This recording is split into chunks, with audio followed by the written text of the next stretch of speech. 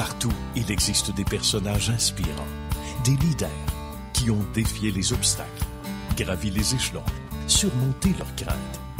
Ils ont de l'intuition, une équipe bien rodée. Et chacun d'eux a son histoire de succès. Chez Remax Alliance à Saint-Léonard, on s'en va retrouver nos amis Michel et Michel. Comment ça va? Ça va très bien. Co-propriétaires, des gens dynamiques comme on les aime bien. Puis on va faire la rencontre de Maxime un peu plus tard. Mais d'abord, parlons de l'entité. Comment tout ça a commencé? Votre passion respective pour l'immobilier, d'abord, Michel? La base, ouais. On remonte à loin quand même. OK. On remonte à loin, 21 ans passés. En fait, j'ai vu à quel point le courtier immobilier avait une grande importance. Ouais. C'est tout le temps la pierre angulaire d'un changement important. Quelqu'un qui veut partir de son appartement pour rentrer dans une première maison. Après ça, d'une première maison à une plus grande parce qu'il y a eu les enfants qui sont arrivés. C'est un cycle incroyable. Puis on fait partie de la vie de ces gens-là dans les moments les plus importants. C'est vrai, à chaque fois. On pense des pas à très ça, hauts niveaux de stress et on est là, puis on est là pour les aider. Oui. Pour moi, ça, c'est vraiment... c'est une belle mission qu'on a, je trouve, comme courtier immobilier sur le terrain. C'est vrai que ça fait ressortir des valeurs humaines. Pour vous, Michel, c'était aussi à la base de l'appréciation de ce métier-là, le rapport avec l'humain, au-delà de, de vendre des maisons, peu importe. En fait, c'est ça. C'est une relation d'aide qu'on a avec les gens. Ah oui, c'est pas une relation d'aide au niveau de leur santé, mais des fois, ça peut être le cas. Parce qu'il y a des gens qui quittent parce que, justement, leur santé ne leur permet plus d'habiter chez eux. Donc, c'est comme Michel disait, là, c'est vraiment... je dirais qu'on est privilégié de faire partie de leur vie et d'être dans des moments d'intimité avec eux. Ouais. Parce qu'après ça, ça dure un temps, puis après ça, on s'en va, on referme le livre, et puis c'est une autre histoire qui va commencer avec quelqu'un d'autre. C'est comme si vous étiez sur une voie en parallèle tout au long de la vie des gens, ou à peu près, hein? Parce que vous voyez aussi des générations, beaucoup de référencements, m'a-t-on dit, chez vous aussi, des gens qui vous réfèrent. Ça, généralement, c'est une bonne nouvelle. Ça veut dire qu'on fait bien le travail. On va parler de Maxime. Maxime qui a joint les rangs, évidemment, il y a un certain temps, puis...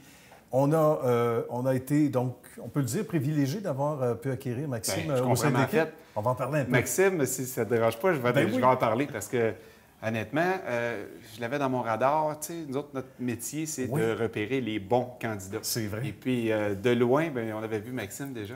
Et à un moment donné, il a accepté une invitation. Une première fois. Ça n'a pas été facile. Une première fois, on s'est rencontrés, on a jasé un peu. Là, on a vu qui était ce gars-là. Ma partenaire, Ginette, l'a aussi rencontré. Puis on était emballés par cette rencontre-là. Bien. Et puis, quelques temps après, je pense que ça a fait du chemin un peu dans son esprit. Puis il a vu qu'il pourrait avoir quelque chose de peut-être spécial chez nous. Et puis, il a décidé de joindre les rangs de notre organisation 3-4 mois après. Fait que ça n'a pas été facile. Fait que je l'ai appelé une couple de fois. Puis finalement, il a dit oui, j'embarque avec vous autres. Et wow, ça a été vraiment très, très agréable. Depuis qu'il est rentré, bien, j'ai eu bien des commentaires que je pourrais faire, mais je vais peut-être laisser un peu. Oui, justement, peut-être. Mais c'est une très belle entrée en matière. Michel, qu'est-ce qui revient le plus souvent dans les mots d'appréciation en ce qui concerne Maxime? Bien, premièrement, Maxime est quelqu'un de très positif. D'ailleurs, le fait qu'il est arrivé ici a fait en sorte qu'il y a des collègues à lui qui ont décidé de se joindre à lui et d'arriver chez nous. Ça fait qu'on a à peu près 3-4 collègues qui sont arrivés peut-être quelques semaines après Maxime. Maxime, c'est un influenceur, un bon influenceur. C'est quelqu'un qui est toujours de bonne humeur. C'est quelqu'un qui a beaucoup de magnétisme, je dirais. Ça prend ça, hein? Ça doit aider les troupes aussi, là. Oui. Donc, après un 4e agrandissement, j'imagine, ici, pour accueillir les collègues et tout, là. Oui, on est en train de travailler fort. On est presque rendu là. Exactement. Merci beaucoup. C'est très court, mais ça a été très apprécié de vous avoir à Histoire de succès. On va se tourner justement vers le principal intéressé, Maxime, qu'on a rencontré un peu plus tôt. Merci à vous deux. Merci. À bientôt. Merci. Salut, mon cher Maxime, comment ça va? Ça va super bien, merci. Et toi? Good, ça va bien, merci. Très heureux de te jaser.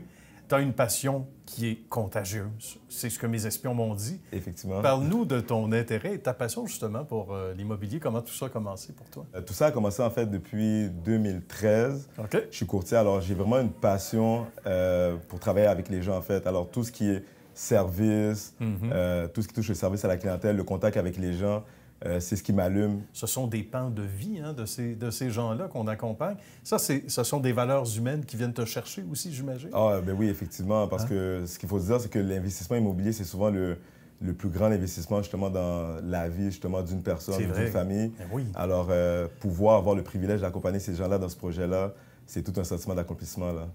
Tu as dû être particulièrement satisfait quand c'est ton... Tu sais, on imagine un courtier qui va de sa première transaction, qui se fasse aider ou pas, on n'oublie jamais ce moment-là. Pour toi, ça fait quelque chose de magique. Oui, ma première transaction, effectivement, on s'en souvient toujours. Ouais. Ma première vente, en fait, tout ce qu'on apprend à l'école, c'est de la théorie, mais lorsqu'on arrive sur le terrain, on réalise, en fait, en tant que courtier, on porte plusieurs chapeaux. Alors, je suis non seulement un conseiller, il faut que je rassure les gens, il faut que je les motive. Aussi. Souvent, il y a des situations où il y a des gens qui vendent parce qu'ils n'ont pas le choix de se relocaliser. Des fois, c'est des situations où il y a des séparations. Voilà, malheureusement, alors il y a le bon et le mauvais côté, en fait, des choses. Alors, c'est ça. Alors, nous, en tant que courtier, on est vraiment là, justement, pour rendre le processus facile et agréable. Ça, c'est merveilleux. Et on aime ça. Et ça fait des gens heureux autour. Et on disait que tu as une passion contagieuse. C'est pas étranger au fait que tu as été choisi pour t'amener ici chez Remax Alliance. En moins d'une minute, raconte-nous ton arrivée ici. Comment ça s'est fait? En fait, alors j'ai rencontré Michel et Ginette au mois de juillet dernier. Alors, Michel m'avait approché. Au début, j'étais un peu réticent à faire le changement et tout. Il m'a rappelé après ça à l'automne. J'ai accepté l'invitation pour le rencontrer. Là, je lui ai dit que, écoute, si je fais un changement, je n'en fais pas un avant janvier 2020, alors à l'année 2020 et tout. Et finalement, j'ai décidé de joindre les rangs de Remax en novembre 2019. Bien. C'était trop tentant. Ouais, on a su te persuader, et c'est tant mieux. Puis c'est un beau rapport d'un côté comme de l'autre. Il y a une belle satisfaction. Hein? Ah oui. En fait, lorsque je les ai rencontrés dès la première fois, moi, je suis un gars qui connecte beaucoup aux énergies. Alors, Ginette et Michel, c'est deux personnes totalement incroyable. Alors, j'ai pu sentir dès la première rencontre que j'allais les considérer dans mon choix. Bien. Et lorsqu'ils m'ont présenté, en fait, l'agence, l'équipe de support qu'on avait, tout le soutien administratif qu'on avait, c'était comme l'élément manquant, justement, que je pourrais avoir, justement, pour aider à ma croissance et mon développement. Et à les entendre, on imagine aussi que, pour eux, l'élément manquant, c'était Maxime. Et les gens que tu as amenés avec toi, d'ailleurs. Félicitations. Merci de nous avoir accueillis dans ton second chez toi. Tout le plaisir est pour moi. À très bientôt, puis bonne suite de succès. Merci. Merci à vous aussi.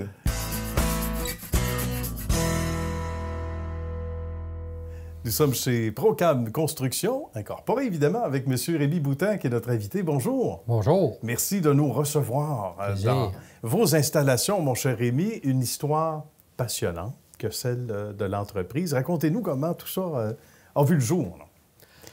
Procam Construction est en opération depuis 1990. Nous évoluons dans un marché de la construction commerciale et industrielle. D'accord.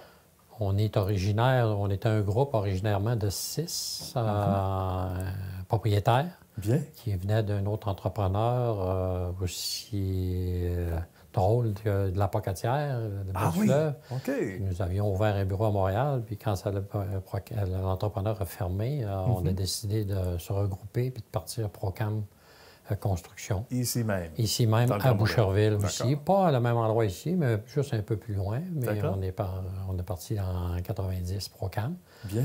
On a opéré comme ça. Après ça, on est passé de 6 actionnaires à 3 actionnaires et de 3 actionnaires à 2 actionnaires, toujours avec il y en a qui sont partis à la retraite.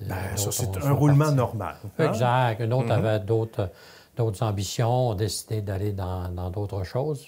Moi, je suis donc demeuré Rémi Boutin, le seul actionnaire, donc devenu indirectement ma compagnie genre familiale un peu. Bien, ça c'est intéressant. Parce que mes 2 gars travaillent avec moi dans la compagnie. Bien.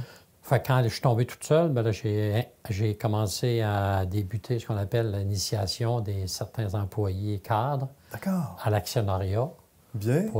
Pour les rendre partenaires de l'entreprise et assurer une longévité, assurer une appartenance. C'est ça. J'allais dire une appartenance parce qu'à ce moment-là aussi, les gens, quand ils s'impliquent financièrement ou qui ont des parts dans une compagnie, même s'ils sont déjà motivés, ils se sentent encore plus partie prenante du succès de l'entreprise. Oui, exact. C'était le but un peu recherché, Puis le timing était bon, excusez l'anglicisme un peu, mais je tombais tout seul. En étant tout seul, c'était plus facile de... Plus de liberté aussi. Oui, de dire, OK, toi, puis j'allais cibler mes personnes, ce qu'on appelle importantes, mes cadres, personnes pivots de la compagnie. Ça, c'est bien. Qui étaient nécessaires pour moi, parce que je suis tombé tout seul, j'avais 2 autres associés. Fait que là, moi, j'avais la responsabilité. Fait que j'avais besoin de rechercher ce qu'on appelle un peu de support. Tout à fait. Puis de support à long terme, pas dans 2 ans à recommencer, puis dans 3 ans. Voilà. Ça aussi, c'est stratégique. On va parler de l'offre de service, Rémi, pour que les gens comprennent bien ce que c'est que Procam Construction. Qu'est-ce qu'on y faisait ou qu'est-ce qu'on y fait, surtout aujourd'hui, parce qu'il y a eu une évolution à travers les années aussi là, sur le Oui, c'est sûr que Procam est passé de petit entrepreneur, moyen entrepreneur, puis un entrepreneur de plus grande envergure, qui fait un chiffre d'affaires qui a été entre 40 et 50 millions. Quand même du personnel, on a grossi au fil des années. Je comprends. Ouais. Puis on a stabilisé, mais on n'est pas un genre d'entrepreneur qui cherche l'hypercroissance, comme on dit. On cherche plutôt la satisfaction de notre clientèle. On travaille beaucoup avec des gros corporatifs qui sont Rona, Canadian Tower, Métro, les propriétaires First Capital, Plaza, des propriétaires dans le commercial. C'est tous des entrepreneurs qui évoluent à la grandeur de la province. On travaille aussi pour Walmart. On est un entrepreneur qui fait quand même une bonne partie de l'ouvrage de Walmart au Québec. C'est intéressant, ça aussi, comme mandat. Ce qu'on vise, c'est que ces clients-là soient satisfaits puis qu'ils veulent continuer la relation d'affaires qu'il y a avec Procam. Oui, parce que c'est une relation d'affaires. Ils nous payent, on rend un bon service, on respecte les échéanciers. Puis s'ils ont besoin de se faire dépanner, que Walmart me dise, je veux construire, je veux rénover à Sept-Îles. Par exemple, il faut sortir des bars rapidement puis le faire. J'y vais. Je ne missionne pas à Sept-Îles en temps normal. Non. Les autres entrepreneurs, ils ont leur région, puis je ne vais pas là. Mais mon client, avec qui je fais affaire, que j'ai une bonne appartenance, un bon lien de confiance, me dit, j'ai besoin de toi là. Je me déplace. Ça fait partie de ce qui fait la différence, Rémi, à travers les années. On peut le dire comme ça, comme bon gestionnaire, de savoir, à un moment donné, au-delà des sous, là, juste de répondre à l'appel. De toute façon, les sous rentrent pareil, éventuellement. C'est ça. C'est ça qui est distinct. Il faut que tu crées ce qu'on appelle le lien de confiance. Oui. Le lien de respect qui fait que c'est un team. Voilà, on est un team avec Métro, j'étais un team avec Canadian Tower, j'étais un team. C'est certain que je n'ai pas 75 clients. Mais je cible mes clients. Des bons, c'est comme on dirait un arbre avec des grappes on a positionné, sélectionné.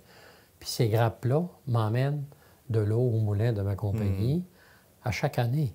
Un n'a pas de projet une année, puis l'autre n'a 2 fois plus. C'est ça. Un l'a plus, l'autre l'a. Ça tourne comme ça.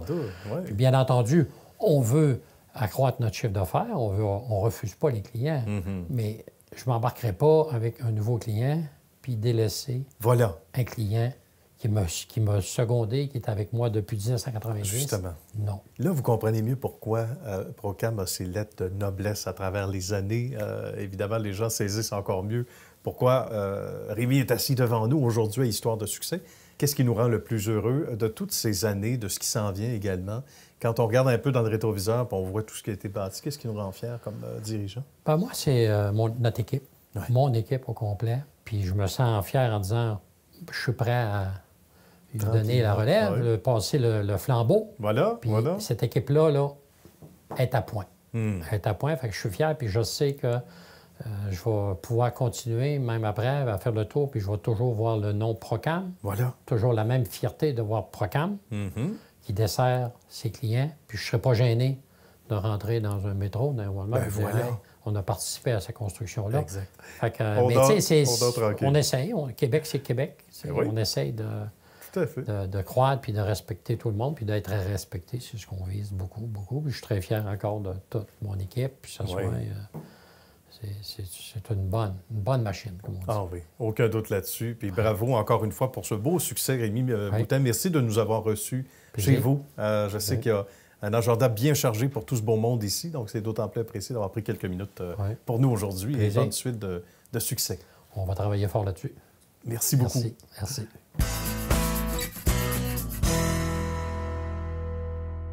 On est avec notre ami Benoît de, bien sûr, Bâtiment Préfab. Du côté de Belleuil, comment ça va, Benoît? Ça va très bien, toi? Hey, ça va bien, merci. On est dans ce qui ressemble à ton quotidien pas mal, à tous les jours. Là où on se trouve, dans un bâtiment, donc, préfabriqué, d'où le nom Bâtiment Préfab. Vous l'avez sans doute imaginé à la maison. Ça a servi, entre autres, pour un salon. Donc, ça nous donne une bonne idée de ce qu'on peut faire comme travail. Mais d'abord et avant tout, on va reculer de quelques années pour savoir comment cette passion-là est née pour toi. D'abord, le domaine dans lequel tu travailles aujourd'hui, est-ce que ça a été un appel, en quelque sorte, ou ça s'est fait graduellement? En fait, c'est que moi, j'ai travaillé dans différents domaines. Moi, j'ai aucune formation en construction en passant. OK. Donc, j'ai un bac en marketing, puis j'ai toujours travaillé en représentation. Donc, j'ai travaillé dans différents domaines bancaires, en développement économique. Puis à un moment donné, j'avais le goût de... Mon père est entrepreneur, j'avais le goût de partir quelque chose. Bien. Puis j'ai décidé de partir une compagnie qui n'était pas bâtiment préfab. Puis malheureusement, cette compagnie-là a fermé 2 ans après, mais c'était des bâtiments à kit en acier où il y avait une demande qui était intéressante à ce niveau-là. Puis c'est quand on a fermé cette compagnie-là que j'ai eu l'idée de partir bâtiment préfab parce que j'avais plusieurs demandes en regard de bâtiments qui étaient en kit. Okay. Puis ça n'existait pas, là, quand même, ça fait 13 ans qu'on est en affaires. Donc à ce moment-là, ça n'existait pas. Puis j'ai commencé à faire des démarches auprès de mes compétiteurs de dire... Moi, j'ai fermé, je fabrique plus, mais j'aimerais ça continuer à vendre. Puis ces gens-là ont décidé de fabriquer pour moi. Donc, j'ai commencé à faire de la vente, puis à faire principalement des garages à ce moment-là, où on faisait la fabrication de vente des kits, donc la structure, le revêtement extérieur, les portes et fenêtres, l'isolation. Le marché au niveau de l'acier, c'est ça qui a fait qu'on a fermé d'autres compagnies parce que c'était trop dispendieux. C'est dispendieux, fait que là, on a réussi à rediriger un peu le créneau. Puis à ce moment-là, on a réussi à répondre à cette demande-là pour qu'on puisse les satisfaire puis aller de l'avant. Puis on sent, Benoît, depuis, corrige-moi, je fais erreur, mais depuis quelques années, qu'il y a un retour au bois. Même les méga structures commerciales, institutionnelles, il y a un retour au bois. Alors qu'on a beau dire que c'est une ressource renouvelable, le bois, mais encore faut-il planter des arbres. Puis c'est encore un matériau qui traverse bien le temps, qui est durable. Effectivement. Bien, c'est ça. Puis, comme je vous dis, c'est que le volume, c'est ça qui faisait la différence, c'est que le volume de bois fait en sorte que le prix est plus compétitif que le volume d'acier. Tout à fait. Donc, il y a une durabilité au niveau de l'acier, effectivement, mais les gens n'étaient pas prêts à aller jusqu'à ce coût-là. Donc, puis c'est pour ça qu'avec le temps, on a commencé à faire des garages plus petits, plus grands. Puis à un moment donné, j'ai réalisé que, je pense que c'était en 2011, que j'ai eu une demande pour un garage de 30 par 30 sur 2 étages. C'est presque une maison. Je me suis dit, c'est plus grand que ma maison. Pourquoi que je commence pas à faire des maisons? C'est comme ça que ça a commencé. C'est incroyable. Là, on a dit, on va commencer à essayer de vendre des maisons. Il fallait rajouter des planchers parce que dans les garages, il n'y a pas de plancher souvent. Puis là, on a commencé à développer le concept des maisons, mais tout le temps dans le principe de fournir un kit. Ça, c'est merveilleux. Donc, c'est sûr qu'au début, la majorité, en fait, tous les fabricants actuellement de modulaire ont le même pattern, c'est-à-dire qu'ils vendent une partie de l'intérieur fini. Là, nous, arrivé avec l'intérieur vide, là, les gens avaient de la misère un peu à comprendre qu'est-ce qu'ils vont recevoir au juste. Puis avec le temps, on a réussi à donner l'information pour que les gens disent, oui, moi, ça me tente de m'impliquer, de participer à la construction, faire l'intérieur moi-même. Tout à fait. L'extérieur, je suis moins à l'aise parce qu'il y a des grues, il y a, il y a un principe de construction. Mais là, avec la coquille montée, le processus peut se faire tranquillement. On ferme le bâtiment, on met l'électricité, on fait une salle de bain. C'est tout. Puis on peut faire du camping de luxe pendant un petit bout de temps. Puis on s'amuse. On est à l'abri. Ça peut être à la maison, ça peut être un chalet aussi. Tu peux avoir des demandes pour des chalets, des gros cabanons, tu le disais, garage, etc. C'est quoi le projet le plus fou que tu as fait? Parce que tu en as des dimensions en plus fait, industrielles. Ce qui est intéressant, c'est que quand on a commencé à faire des salons à Montréal, un jour, le promoteur m'a approché pour dire « Est-ce que ça t'intéresse de construire un garage live au salon? » Ah oui! Puis la porte-parole du salon, c'était Émilie Serretti, qui est une designer à Canal-Vie. Tout à fait. Qui est bien connue du monde. Puis elle a dit « Moi, je pourrais faire l'aménagement intérieur de ton garage. » Puis on a commencé à développer des concepts comme ça. Puis on a fait ça pendant 6 ans, moi puis Émilie. Oui. Puis un jour, Émilie, elle a décidé de développer un chalet qui était comme son chalet idéal, qu'on appelle les chalets scandinaves. Puis on a commencé à fabriquer des chalets scandinaves avec elle. Puis c'est ça que, je te dirais que c'est ça qui est intéressant. Ça a été le premier modèle que nous, on a offert parce qu'on fait juste du sur-mesure. On n'a pas, c'est sûr qu'on a juste un modèle démonstrateur ici parce qu'on ne fait jamais la même chose. Puis on ne dit pas aux gens, choisissez le modèle A, B, C, D.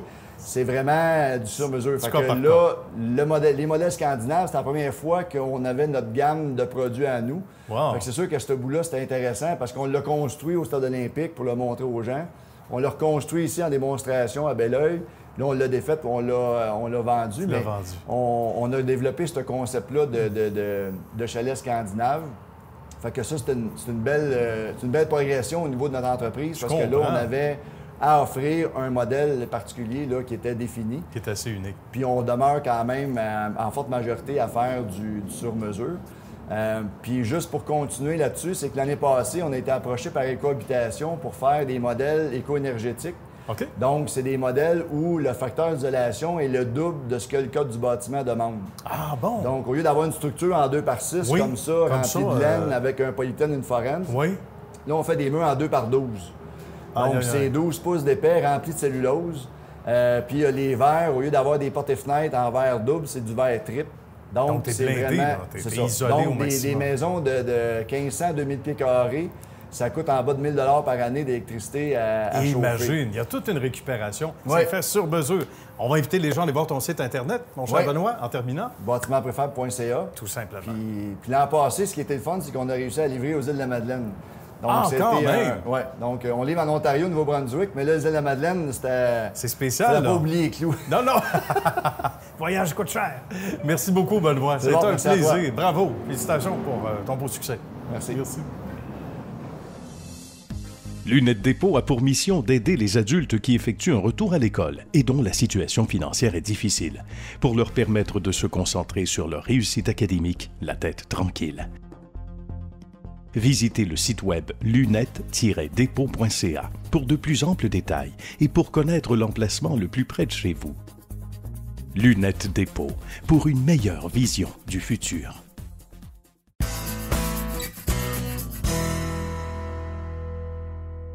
Christian Poulin nous reçoit chez Remorque Gator. Comment ça va, Christian? Ça va bien, ça va bien. Merci de nous recevoir. Ça, c'est ton terrain de jeu. Oui. Christian, je veux que tu nous expliques cette magnifique histoire de succès. C'est pas pour rien que tu as invité aujourd'hui avec la belle équipe, les gens qu'on salue qui travaillent en ce moment, qui ne pourraient pas tous être à la caméra.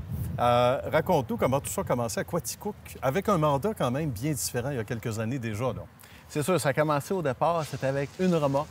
Une seule? Une seule remorque. Ah, oui. On a importé une remorque des États-Unis. J'ai importé pour mes besoins à moi. Ah oui? Puis finalement, après les fêtes, j'avais plus besoin de la remorque. Bon. J'ai annoncé la remorque, puis on a eu des appels, une affaire de fou. À ce point-là? Oui, oui. Pour la vendre ou pour la louer? Pour la vendre. Pour la vendre, OK. Fait que là, j'ai vu le besoin, le marché possible qu'il y avait là. Fait que rapidement, on s'est mis à importer des remorques. Puis on s'est mis à distribuer des remorques. C'est comme ça qu'on a pris beaucoup d'expertise dans le monde de la remorque. Au départ, c'était des remorques plateformes. Okay. Mais par la suite, on s'est trouvé d'autres fournisseurs dans des remorques fermées, plus grosses remorques, tous les types. On a essayé de combler une gamme complète de remorques pour les pick-up, pour les camionnettes, puis les véhicules plus légers. C'est toute une niche, c'est toute une spécialité. Puis j'imagine qu'à un moment donné, en se couchant le soir, au bout de quelques semaines, on se pince presque en disant... Je pensais jamais devenir ou un homme d'affaires, peut-être que c'était le cas avant, ou un entrepreneur. Puis je pensais jamais que l'idée de vendre ma remorque parce que j'en avais plus besoin m'allait me donner ça comme choix de carrière. C'est extraordinaire quand même. Oui, ça part souvent d'un besoin. Ça part d'un besoin, ça part d'une idée. Mais là, il faut mettre, comme j'aime dire l'expression, mettre l'orteil à l'eau. Comme entrepreneur, c'est pas tout le monde. Mais il faut avoir pris la décision de dire, regarde, moi, je suis capable, puis on va le faire. Est-ce que tu étais surpris des résultats, aussi positifs soient-ils, dès les premières semaines de ta lancée vers l'entrepreneuriat? Oui, ça a monté en flèche. Ça a été vraiment un départ fulgurant, on va dire. Ah oui, hein? Parce qu'au Québec, il y avait une mentalité beaucoup du menon qui se faisait une remorque dans son garage avec des pièces de voitures. On a ça à l'esprit encore un peu. L'industrie de la remorque, c'est vraiment une industrie qui a évolué. Oui, exactement. Beaucoup. Ça a été quand le déclic pour toi où tu t'es dit, regarde, ce ne sera pas juste de l'importation. On va les faire nous-mêmes, puis ça va être un produit d'ici.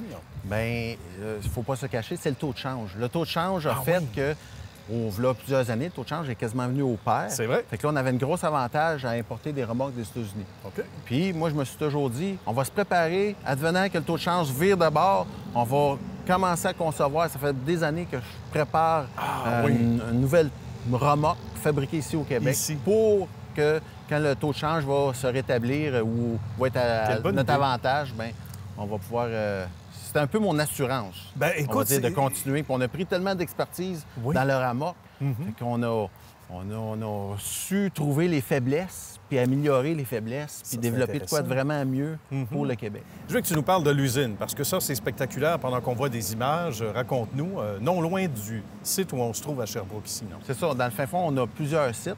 On a une usine de soudure, on a une usine d'assemblage, on a le magasin, on a des points de vente à l'extérieur. Fait qu'on est sur plusieurs sites. Mais l'usine d'assemblage, c'est vraiment c'est un autre défi, de vraiment faire une chaîne de montage.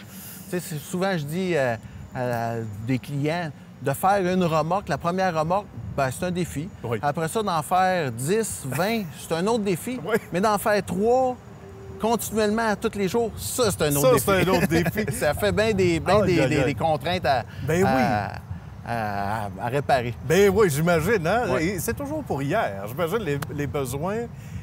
Ils ne sont pas tous, les gens d'affaires ou les entrepreneurs, ils n'ont pas tous la faculté ou sinon ne peuvent pas tous voir, comme on disait, pour revenir à l'analogie baseball, 3-4 manches à l'avance. Certains en ont besoin pour hier.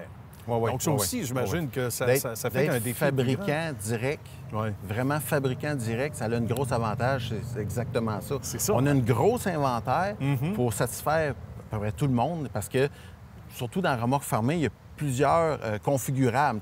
Il y a 10 longueurs, il y a 3 largeurs, il y a plusieurs hauteurs, plusieurs couleurs, les portes en arrière. Fait que ça fait plusieurs possibilités, plusieurs combinaisons différentes. Donc, on a une grosse inventaire, mais en ayant la fabrication, c'est au moment qu'on vend une remorque, on est rapidement capable de la remplacer par un autre identique pour satisfaire le prochain client. Ça, c'est extraordinaire. On a toujours la bonne remorque pour le client. Ça, c'est extraordinaire parce que, veux pas, tu peux justement pallier à une urgence, entre guillemets.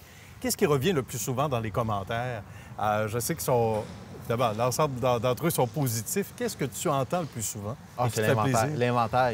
Les clients arrivent ici, puis ils sont estomaqués de voir le choix. Puis ça n'est quasiment un problème, parce qu'il y a trop de choix. Il y en a qui ont de la misère à se décider. Avec toutes les possibilités de couleurs, de hauteur, ainsi de suite, c'est tout un standard qui peut avoir, je pense, c'est 3000 combinaisons différentes. C'est vraiment difficile pour trouver ça. Oui, c'est ça. C'est sûr qu'on fait toujours du customize ou du sur-mesure, on va dire en bon français. On fait du sur-mesure, mais dans les grosses périodes de demande excessive, bien, c'est sûr qu'on s'enligne moins dans le spécial. Mais durant l'hiver, tout ça, bien, on fait des cantines, on fait toutes sortes de projets. Ça, c'est bien, cantine, on pense pas à ça, c'est vrai. Donc, pour l'ensemble des besoins, et là, évidemment, même si on est difficile, on trouve notre modèle idéal. On va inviter les gens à te contacter, évidemment, Christian. Et sinon, un membre de l'équipe, comme on disait, bien, ça a été très agréable de te recevoir et merci de nous avoir accueillis sur l'un de tes nombreux sites. Salutations à la belle équipe. Et on aime ça, les entrepreneurs qui se dépassent. C'est vrai, ça part d'une petite idée et ça devient grand comme ça.